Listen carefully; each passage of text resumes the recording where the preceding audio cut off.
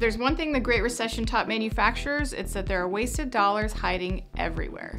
According to Grainger, some of the sweetest low-hanging fruit for a cost-conscious company is actually in your MRO inventory.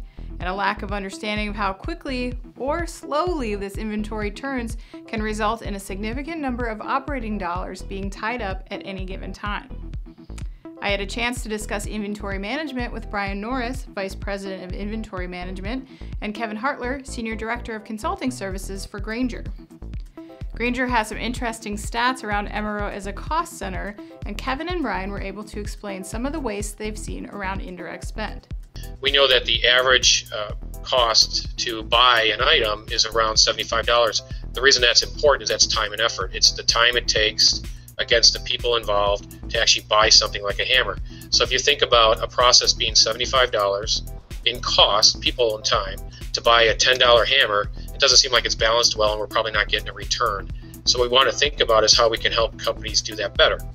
The other part of that then says, we also know that when people buy items and put them in stock, we know that half of those items never get used. And in fact, they're inactive.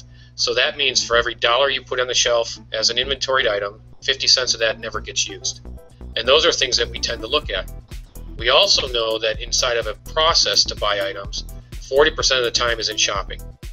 And that's just looking around, trying to figure out what you need. You're going to try to find the item. You're going to think about fixing the part. You have to call suppliers. But all in all, that's 40% of the time.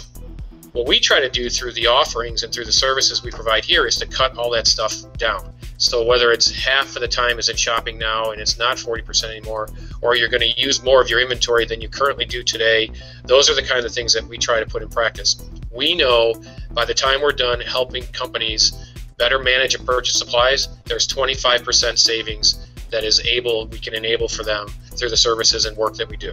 For us, it goes back to, if you take a look at that and say that 50% of the items will never be used, and MRO material only turns on average once a year, we manage anywhere from a couple hundred for a smaller manufacturer to several thousand items for larger manufacturers. And those are inventoried items that we manage for customers. And when you think about that, about 22% of those items will turn in 1 year's time. They turn multiple times, but what we know is that we will go in and manage them. We will label everything. We will start to manage that.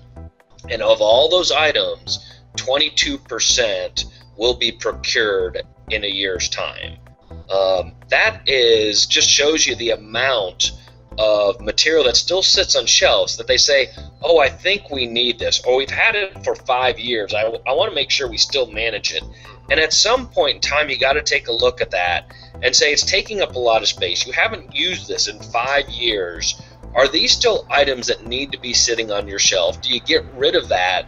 And do you create a more organized environment knowing what you need? And I think that's the data and those points that help customers understand how much inventory they need and which inventory they need on their shelves. They also gave us some more insight into how manufacturers can begin to change the way they look at inventory from a cost perspective rather than a what do I think I might need at some time perspective.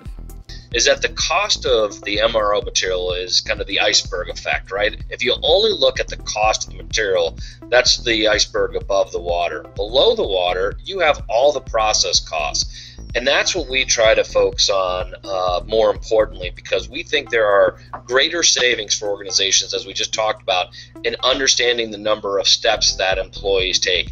How much are they not doing their core job by going off and getting material that they need, but it's not close to them?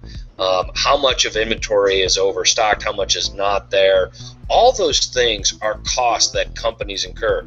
And when we come in and we take a look at from procurement to manage that entire life cycle, it's about 75% of the cost is in that process. Only 25% is in that material. So it's really important to understand what are the steps that go up to you managing that material and having the material on hand. And that's the big opportunity for organizations. I think one of the things that our customers ask us for now more than ever is how well do we integrate with their systems? Customers and manufacturers are asking you to have a seamless process tied into their systems. So whether they have an ERP system or their machine maintenance system, the maintenance requests that come through, all of that is being asked is how does our systems tie into their systems to make sure that it's seamless. Keep your eyes peeled for more videos in our Thought Leadership series, brought to you by the Manufacturing Group of Advantage Business Media.